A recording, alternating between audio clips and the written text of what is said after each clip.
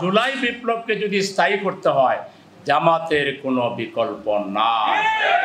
দুর্নীতি যদি নির্মূল করতে হয় 100% আমি সাধনার অক্ষরে লিখে দিতে পারবো বাংলাদেশে জামাত ছাড়া আর কারো পক্ষে দুর্নীতি নির্মূল করা সম্ভব নয়। যদি সুদ বন্ধ করতে হয়, ঘুষ বন্ধ করতে হয়, স্বজনপ্রীতি বন্ধ করতে হয়, এটা জামাত ছাড়া আর কারো পক্ষে সম্ভব নয়। জামাতের মধ্যে যত সৎ লোকের সমাহার আছে এটা আর কোথাও নাই। এখানে সৎ লোক তৈরির ফ্যাক্টরিটা, এখানে ট্রেনিং দেওয়া হয়, আর কোথাও এই ট্রেনিং এর ব্যবস্থা নাই।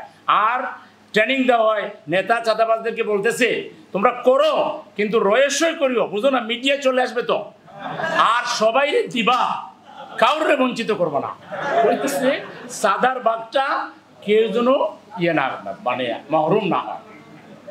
এখানে চাঁদার প্রশিক্ষণ হয়, দর্শনের প্রশিক্ষণ হয়, সেখানে দুর্নীতির প্রশিক্ষণ হয়।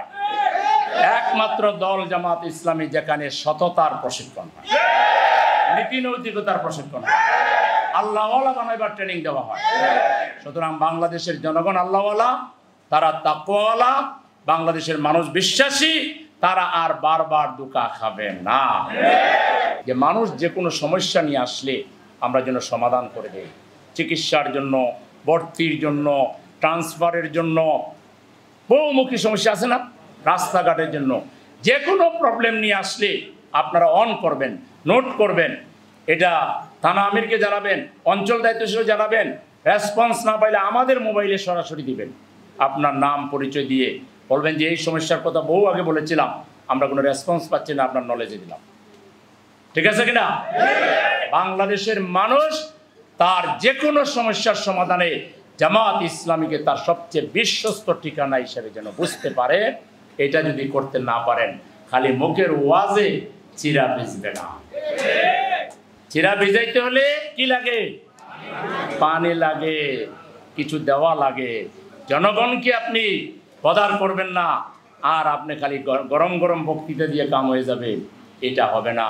মানুষের সেবা আমাদেরকে করতে হবে, মানুষের সমস্যার সমাধান আমাদেরকে করতে হবে, এগুলো শিখতে হবে। কোথায় কোথায় কী কাজ আছে কোন বিষয়ে সেগুলো আমাদের জানতে হবে এবং এগুলোর সমাধানের জন্য উদ্যোগী হইতে হবে ইনশাআল্লাহ। নিয়মিত কোরআন হাদিস ইসলামী সাহিত্য পড়তে হবে, 5 ওয়াক্ত নামাজ জামাতে আদায় করতে হবে, তাহাজ্জুদের নামাজ পড়তে হবে, নফল রোজা রাখতে হবে, দান খয়রাত করতে হবে, আর আল্লাহর কাছে মোনাজাত করতে হবে যে আল্লাহ 19 তারিখের প্রোগ্রামকে জাতির জন্য একটা মাইল ফলক হিসেবে তুমি কবুল করো।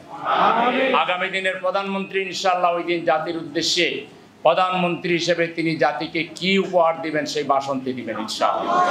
সেই জন্য দলে দলে ভোটারদেরকে নিয়ে সেখানে হাজির হয়ে সেই প্রোগ্রামকে সাফল্যমণ্ডিত করে বাংলাদেশকে, জামাত ইসলামীকে আরও শক্তিশালী করার মাধ্যমে বাংলাদেশের বিরুদ্ধে যে ষড়যন্ত্র, আধিপত্যবাদী গোষ্ঠী এবং তাদের দূষরদের সকল আস্ফালনকে নস্যাৎ করে দিয়ে বাংলাদেশ সামনের দিকে এগিয়ে যাবে।